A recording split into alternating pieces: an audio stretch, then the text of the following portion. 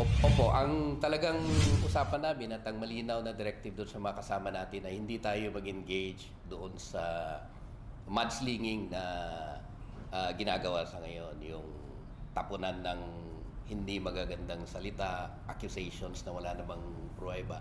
Ang naging resolution lang namin, nag-usap-usap kami, nabawa sila Bon, sila Tox Ibrahim, sila Doc Kikay, Dr. Tumanda, si Butch Malang at yung ibang original na grupo na bumuo ng UBJP ay baka panahon na para magsalita tayo at sabihin kung ano yung tunay na nangyari. Kasi sa matagal na panahon ho, umiwas kami na sabihin kung ano talaga yung nangyari sa loob. Maski na minsan may mga accusations na alam naman namin hindi tama. Dahil gusto lang namin na hindi mabunyag masyado yung naging internal na problema, pero sumobra na rin ho yung paninira eh. So kailangan na rin lang masabi sa mga kababayan natin kung ano ang tunay na nangyari. Kasi may mga accusations na nag-tridor. In the first place, kung meron mang talagang nagpakapagod na itatag yung partido, palakasin ito, kami ho yun, yung grupo ni Sir Sammy.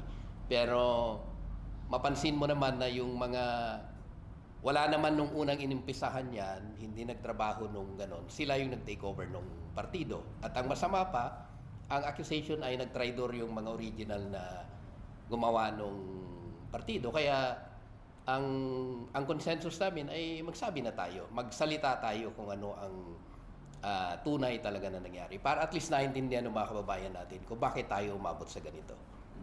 Kamusta yung BFP sa ngayon? Observation mo niya, sir?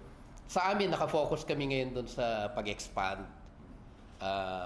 Na comply na natin yung basic requirements for registration ng partido.